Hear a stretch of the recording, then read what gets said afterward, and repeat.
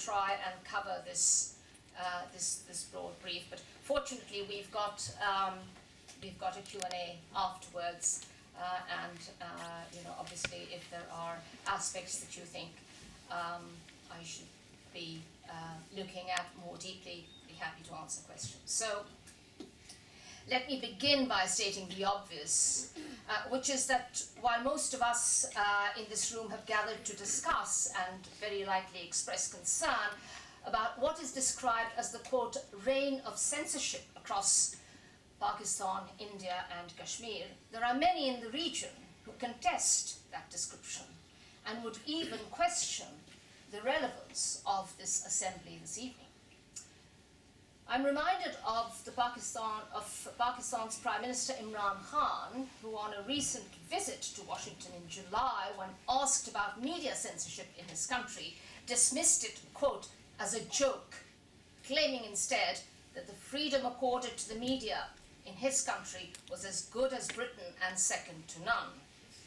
I think he said it was free. Well, there you are, second to none. Well, in doing so, Khan could be sure he was speaking on behalf of many of his peers at the helm of increasingly authoritarian governments in South Asia.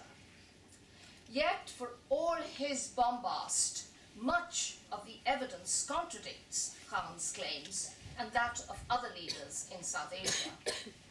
In its 2019 report, the organization Reporters Without Borders declared that current levels of censorship in Pakistan were comparable, quote, to the worst moments during Pakistan's military dictatorships, and warned that in India, those who criticized Prime Minister Modi's Hindu nationalist ideology faced death threats, or in the case of women journalists, threats of rape.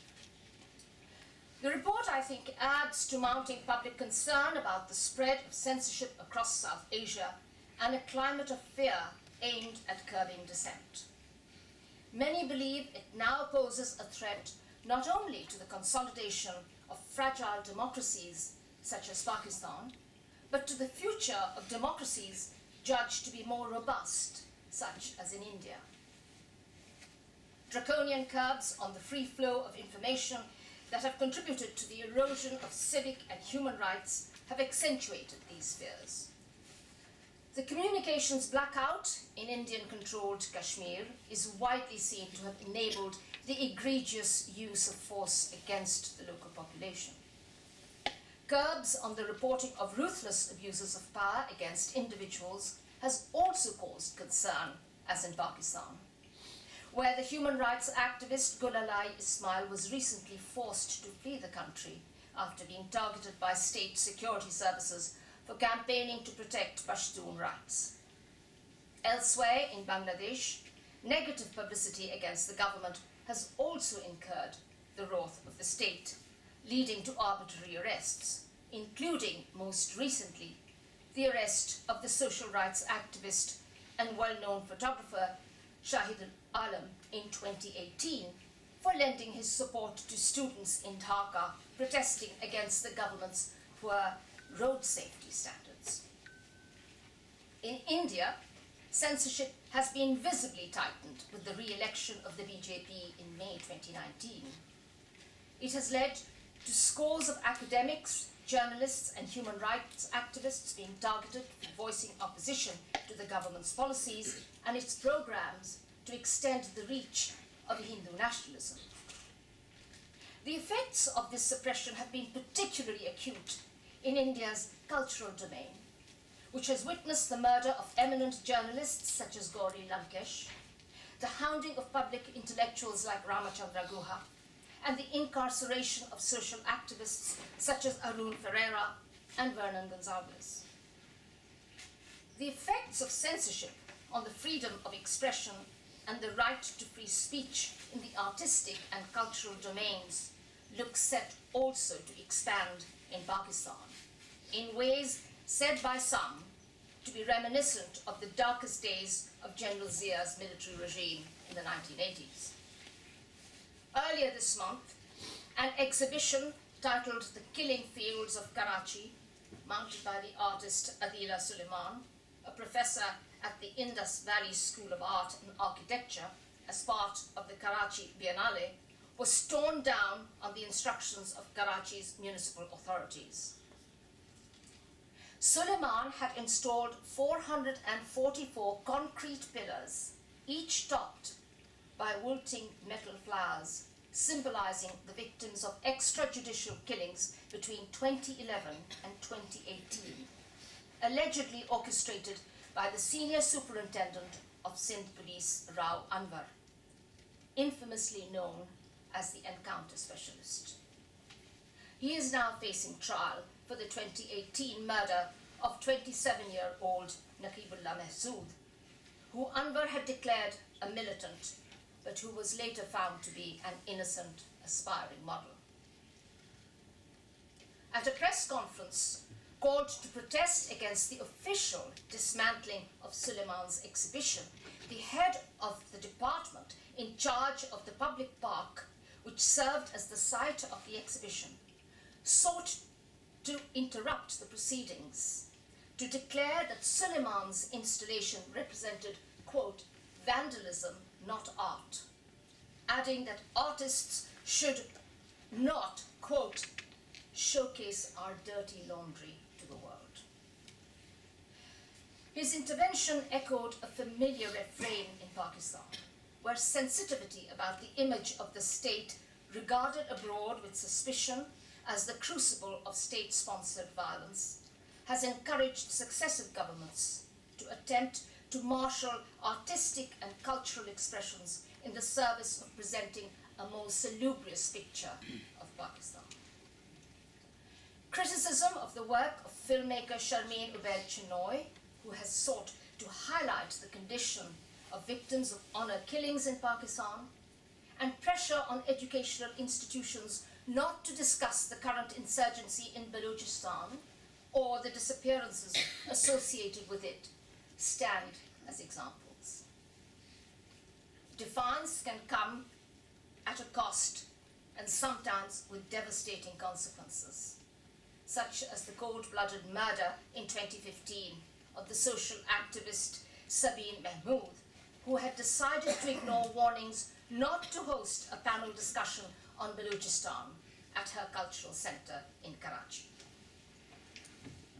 However, concern with questions of Pakistan's image abroad was unlikely to have been the only reason for the state-sponsored attack on Suleiman's art installation.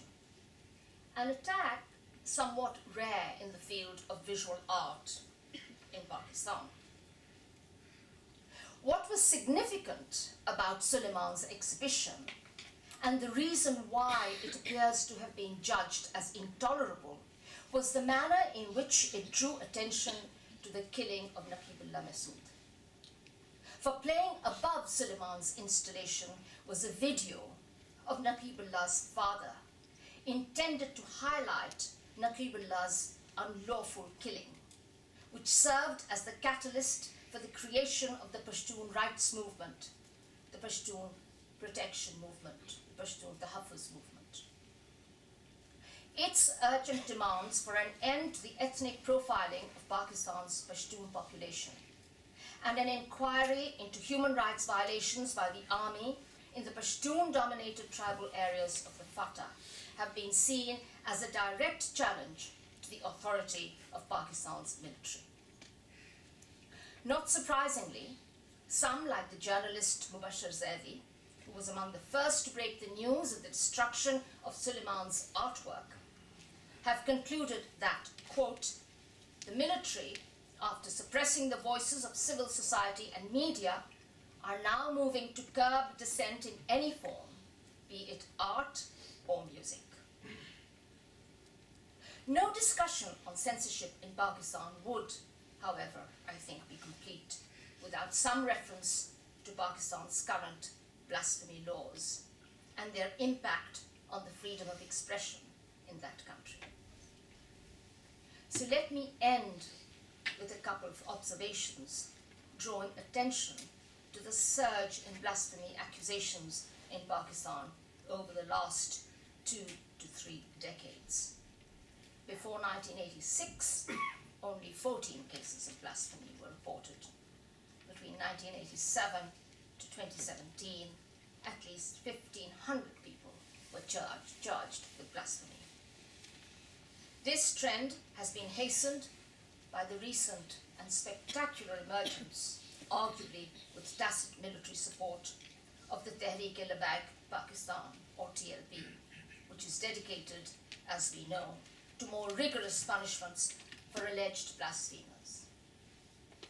Wielded in conjunction with concerns over, quote, national security, and in a context where the military has seen its punitive capacity enhanced through mechanisms such as military courts to try civilian suspects, blasphemy accusations may soon become, if they are not already, routine devices to control dissent, bringing them, I would argue, closer to more traditional patterns of censorship that currently affect media circles and dissident voices in Pakistan.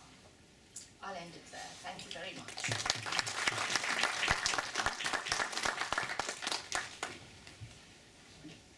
Thank you very much, ma'am, for once again showing the relevance of this topic and how it is specifically very relevant in the context of South Asia. You've painted a very realistic picture that I think we have to talk about a bit more so that we can start addressing these problems, because it seems as if not only is there a lot of censorship in Pakistan and India, but also that people are not even aware of its existence there. So this is something that we need to talk about. I would now like to invite a British journalist and author. She is the foreign correspondent for the Sunday Times. Christina Lamb has won 14 awards, including 4 for the British Press Awards. She is an honorary fellow of University College, Oxford, a fellow of the Royal Geographical Society, and a global fellow for the Wilson Center for International Affairs in Washington, D.C. In 2013, she was awarded an OBE by Queen for her services in journalism. She has written 8 books, including the best-selling The Africa House and I Am Malala, co-written with Malala Yousafzai, which was named Popular Non-Fiction Book of the Year in the British National Book Awards 2013. Christina would hopefully give a more broader, more global perspective to the discussion as well. Please join me in welcoming Christina Lamb.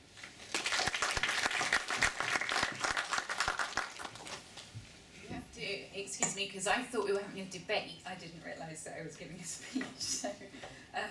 So I'll just make a few comments. I think this is a really timely and important discussion, because this is such a critical thing that's going on at the moment. And just today I was reading a Time magazine about the Indian journalist Atish Taseer, who has had his citizenship revoked after he wrote a cover story criticising Prime Minister Modi.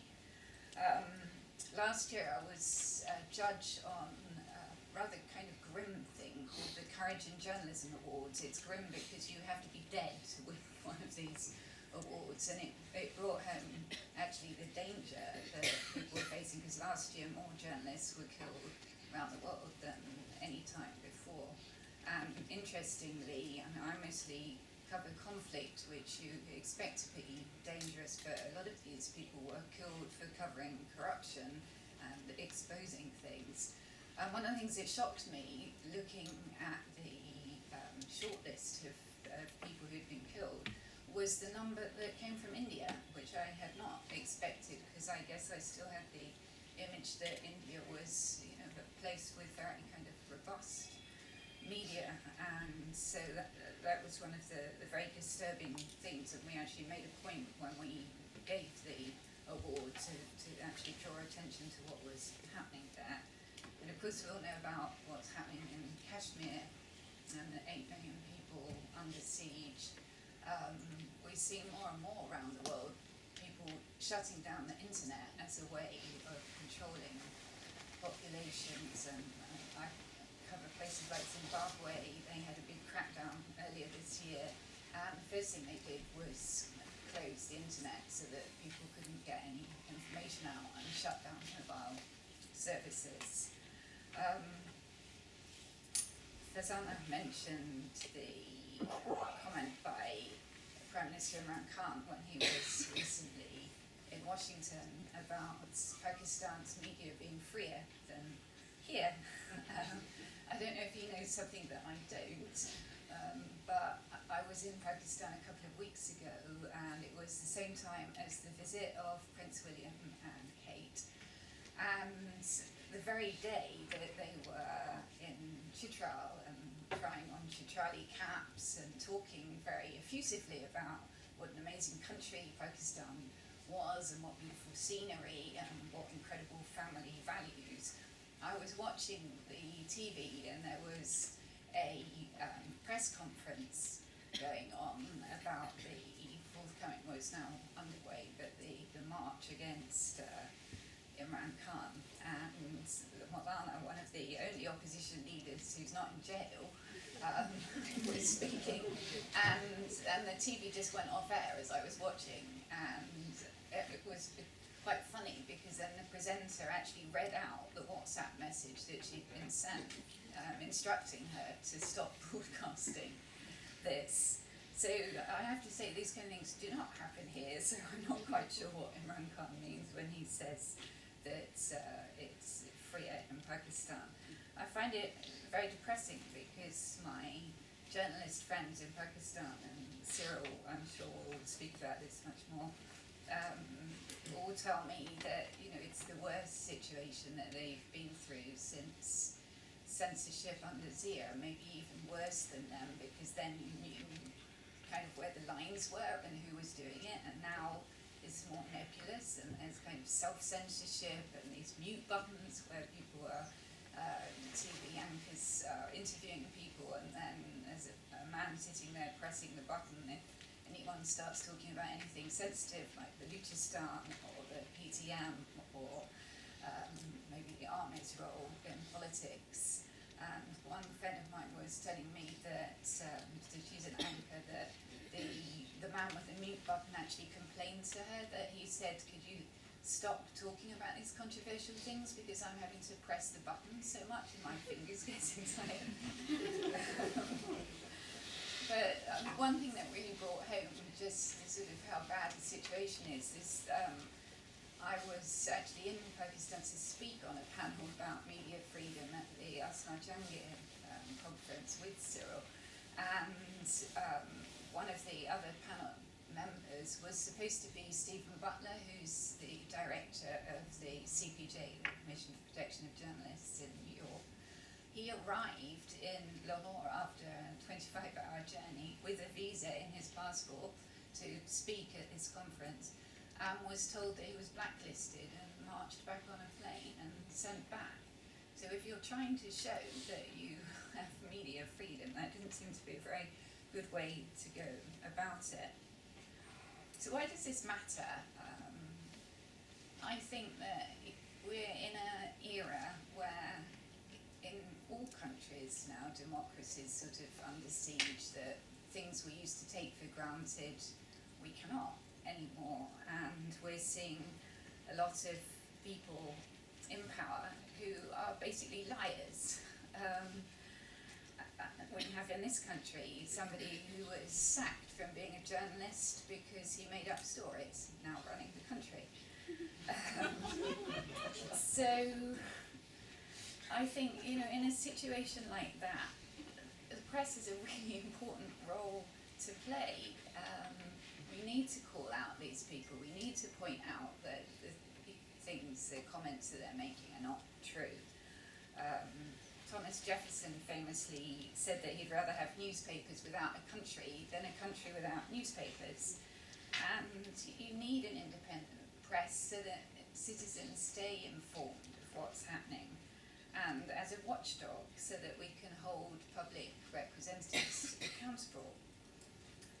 But when you've got people like the leader of the free world talking about fake news and calling the press the enemies of the state, that's a very disturbing turn of events, and it means that people will not trust the media. And so I think that it's really important for us to be kind of voice the white, I suppose, and play our role. And I think in America, actually, Washington Post and New York Times have really risen to the challenge and are not allowing Trump just to sort of get away with all these things. They are calling him out, and they're doing really good investigative work.